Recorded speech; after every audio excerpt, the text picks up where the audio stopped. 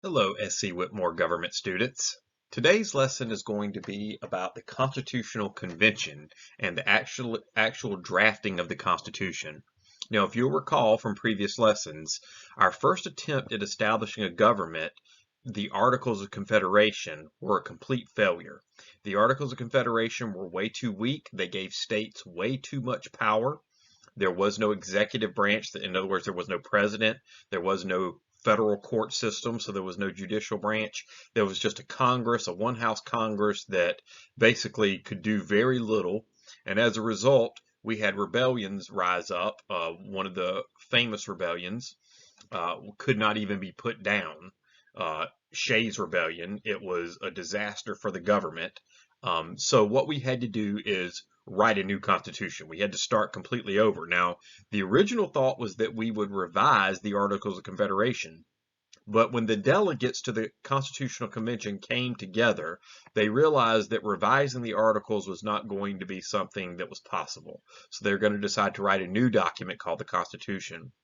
Now, you can see in the famous painting here, that's George Washington and the other members of the Constitutional Convention, not to be confused with the Continental Congress that wrote the Declaration of Independence. These are two different things, but the people that are gathered at the Constitutional Convention were considered delegates, and all a delegate is someone who is there to represent and vote on the issue for their constituents, for their people. So these delegates are there to figure out what to do, and ultimately they decide to write a new constitution. Now, there are going to be problems when they go to write that new constitution. So that's what we're going to be looking at in today's lesson, or what were some of those problems and how did they solve those problems so that they could move forward.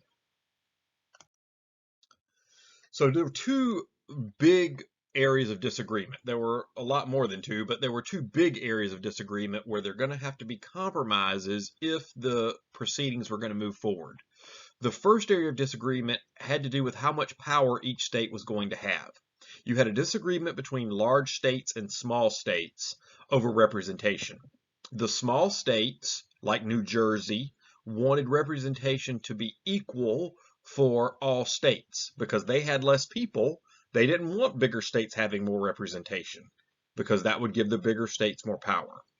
The opposite end of that, of course, were the bigger states said, no, that's not fair. We have way more people than you do. So a state like Virginia, which was the largest state in population back then, of course, it's not today, but back then it was, Virginia wanted representation to be based on how many people you had. That's called proportional representation.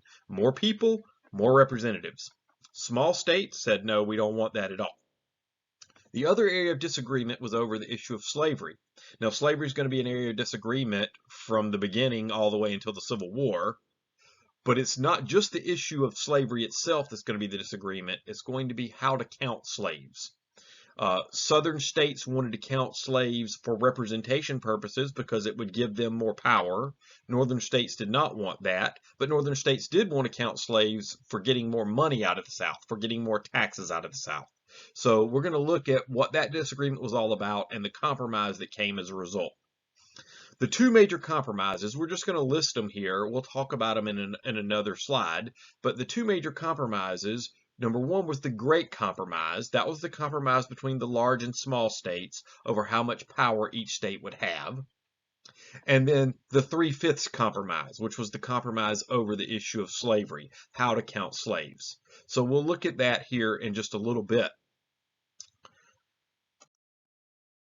Now, before we actually get into the compromises, especially the Three-Fifths Compromise, which had to do with slavery, we need to really dig a little deeper into the differences between the North and the South. Now, when we first started as colonies of Great Britain, the 13 colonies, we really could divide them up into three separate groups. The first was New England, which was the uppermost colonies in America. That would be Massachusetts and Connecticut and Rhode Island. Then we had the middle colonies, were in the middle. That was New York and Delaware, and Connecticut. Not Connecticut, I'm sorry. New York and Delaware. And then we had the southern colonies, which would consist of South Carolina, North Carolina, Georgia, Virginia. But by the time we get to the Constitutional Convention, what we're going to find is that there are really just two regions in America. The first, of course, is the North, which was categorized by larger cities, cities like Boston and New York and Philadelphia. The northern states had smaller farms. Now there was plenty of farmland. In fact, there was more farmland in the north than there was in the south, but the farms there tended to be smaller. The focus was not on cash crop, but it was on food staples. Those small farms grew just enough food for their families. The economy was not built on agriculture in the north. It was built on trade and on eventually industry. And then what we're going to see in the North is slavery starts to die out. As the northern economy shifts from agriculture to these other areas, slavery's not going to be as big a thing in the North, and as a result, because it's such a moral evil, northern states are going to start banning slavery. Mainly, though, it had to do with the fact that in the North, slavery just wasn't a focus of the economy. So it made sense that if you're going to have a moral evil, get rid of it when it's not really doing you any good anyway. And you can see the painting there in the north. That would be a city. I'm not sure if that's New York or Boston in the painting, but that would be a port city where you had these buildings and trade going on. Of course, those cities don't look like our cities today, but that's what a city would have looked like back in the late 1700s. Now, the opposite of that would be the South, which was rural, not as many cities. The cities in the South, like Charleston, certainly were large, but there were fewer of them, and over time, they're not going to be as large as the cities of the North. The cities of the North are going to grow tremendously, whereas the cities of the South aren't going to grow as quickly. You're going to have large plantations that are the focus of the economy in the South. These large plantations grow cash crops. Like in South Carolina, rice was a big one. North Carolina, tobacco was big. Eventually, cotton is going to become king all over the South. And then slavery is going to grow eventually with the cotton gin. Slavery is going to grow in the South. It's actually not going to decrease, it's going to increase. Now, I want to be very clear. Most people in the South that were farmers were like farmers in the North. They lived on really small farms. They may have grown a little bit of cash crops, but mainly they grew food crops. But the focus of the economy were these large plantations. So even though it's a minority of the people that live on these large plantations, it was the driving force of the economy. And these planters that own these plantations are going to run the South, even though they're a very small percentage of the population. Most of the slaves that lived in the South did work on these plantations. So that's why the plantation system was such a huge thing in the South. It ran everything. And so these two very different regions of America are going to have very different versions and very different beliefs about the issue of slavery and the future of what America would look like. Okay, so let's go back to the Constitutional Convention. We'll talk about the compromises in a minute, but let's start with the two plans that emerged at the convention. The first plan was called the New Jersey Plan. It was a small state plan because New Jersey didn't have very many people back then. It's a bigger state population-wise today, but back then it was not. So it was called the Small State Plan. It called for a unicameral legislature. Unicameral is just a big word that means one house. So there would be a one-house Congress. In that House of Congress, equal representation for each state. So New Jersey would have a vote, South Carolina would have a vote, Virginia would have a vote, even though population-wise, there were more people in Virginia and South Carolina than in New Jersey. But in New Jersey's view, those larger states should not have more representatives than the smaller states. It should be equal. The opposing plan to the New Jersey plan was called the Virginia Plan. The Virginia Plan was the large state plan. Virginia was the most populous state back then. Of course, today that's California, but back then it was Virginia. It called for a bicameral, big word, that means two-house legislature. So there would be two different parts of our Congress. Both of them, though, would be based on proportional representation. In other words, the bigger the state you were, the more representatives you would have in both houses of Congress.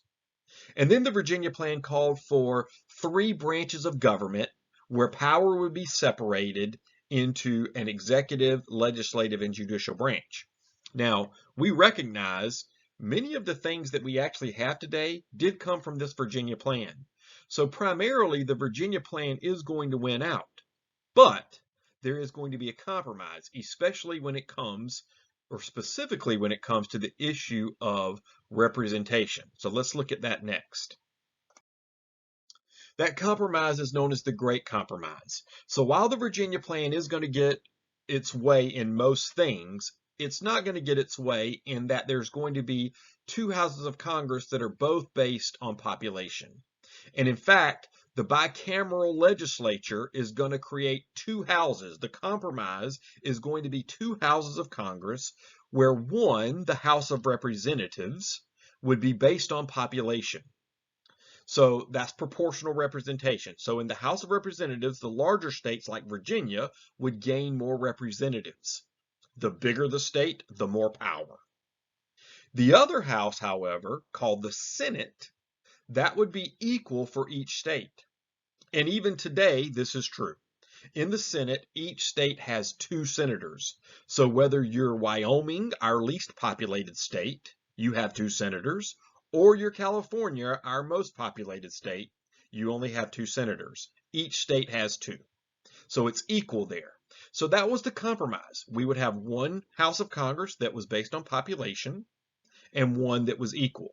Today, that looks like this. The House of Representatives, California has, I think, 55 members of the House, whereas Wyoming has 1. But then you go over to the Senate, and Wyoming has 2 senators, and California has 2 senators. So that was the compromise, and that allowed the large states and small states to come to an agreement where they could move forward with the writing of the Constitution. The other major issue was the issue of how to count slaves. Now, in the South, we know the rural South, where slavery was actually going to start growing, they're going to want slaves to count for representation purposes because that would give them more representatives in the House of Representatives. But they didn't want slaves to count for having to pay more taxes.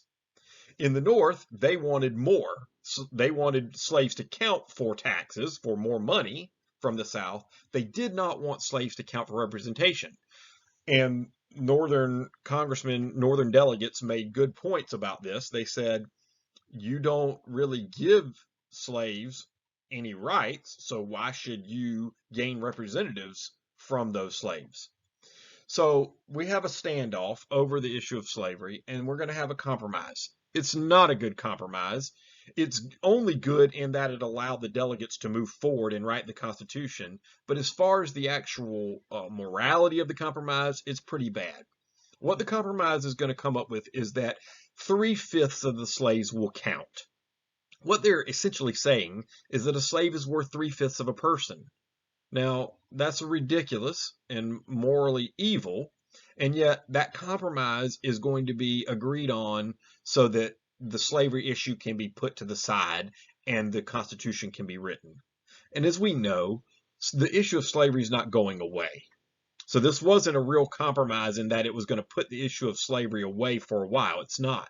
Slavery is going to be an issue for the next several decades. Early in the country, there are going to be issues over slavery, all the way until we get to a civil war. And ultimately, it's going to take the death of 620,000 Americans to come to a solution on the issue of slavery. It's very unfortunate. Now, once we get these two compromises, the Great Compromise and the 3/5 Compromise, now the delegates can move forward and actually start writing the document. And the document does draw mainly from the Virginia plan. And so just going back to what we saw at the very beginning, you saw that painting in the very first slide of James Madison. James Madison, who was our 4th president, he also is known as the father of the Constitution. And the reason for that is not because he wrote the whole document, but it's because he is going to be instrumental in the coming up with the Virginia plan. So the idea of 3 branches of government, separation of powers, Madison is going to be very influential in that. So because of that, he's known as the father of the Constitution. Now, ultimately, what's going to happen is the states are going to have to ratify or approve this Constitution. At least 9 of them, 9 of the 13 are going to have to approve it. And that's going to happen partly because of a series of papers called the Federalist Papers, where people like John Jay and James Madison and Alexander Hamilton are going to write and convince the majority of people in America that the Constitution was worthwhile and was a good thing. And so that's what we'll look at in another lesson. Have a great day.